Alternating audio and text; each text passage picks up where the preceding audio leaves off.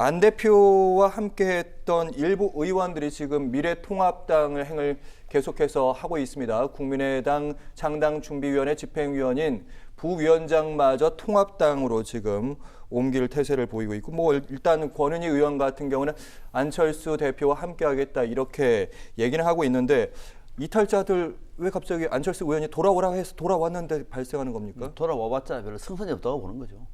승산이 없다. 예, 승산이 없다고 보는 거죠. 여기에서 안철수 전 대표하고 같이 당을 만들어 본들 지역구에서는 명함도 못 내민다는 생각이 들 것이고, 또 실제로 여론조사도 그렇고요. 또 더 나아가서 지금 창당 작업도 제대로 못 하고 있어요. 뭐 이런 상황에서 총선 못 치르는 거죠. 뭐 안철수 전 대표가 그나마 국민적인 인기가 아주 높다고 얘기하면은 한번 도전할 수 있겠으나 지금 그런 상황도 아니거든요.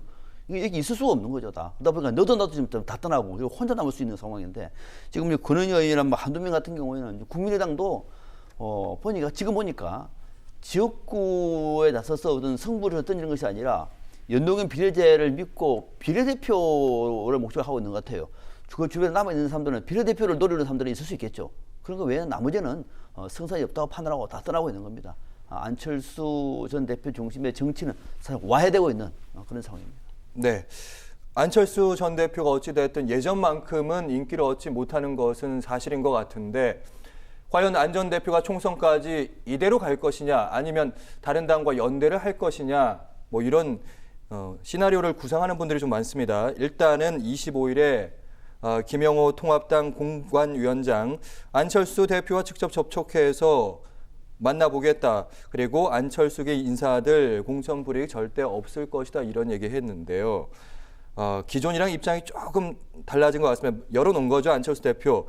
얘기는 이제 들어봐야 알 수 있는 거 아니냐, 이런 얘기들을 하고 있습니다.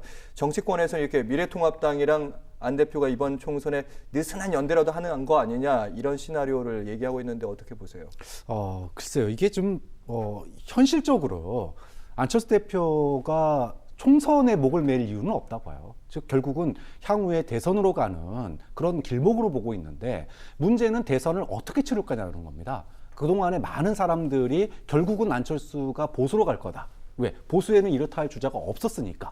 그런데 갈 거면은 진작 갔어야죠. 귀국하면서 예를 들면은 보수가 극으로 가는 걸 막고 합리적 보수, 또 중도 보수, 어떤 그 각을 세웠다 그러면 가능하겠지만, 그게 현재까지로는 중도라고 명확하게 밝혔어요.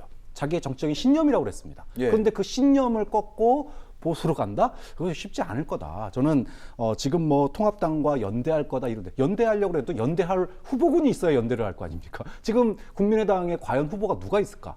물리적으로도. 그렇죠. 물리적으로 결국은 본인이 이번 총선은 결국은 다음 대선을 위한 행보일 뿐이다. 그렇게 본다면 안철수 대표에게 실익은, 저는 보수로 가는 게 실익이 없다라고 봐요. 만약 보수의 대표 주자가 되겠다면 모르겠지만, 좀 그런 점에서 만나기는 하고 또 이야기는 하겠지만, 그것을 통해서 역시 중도가 또 중요하구나 라고 하는 걸 느꼈다, 이런 정도의 어떤 멘트가 나오는 그런 한 일련의 과정 중에 하나이지 않을까라고 저 생각합니다.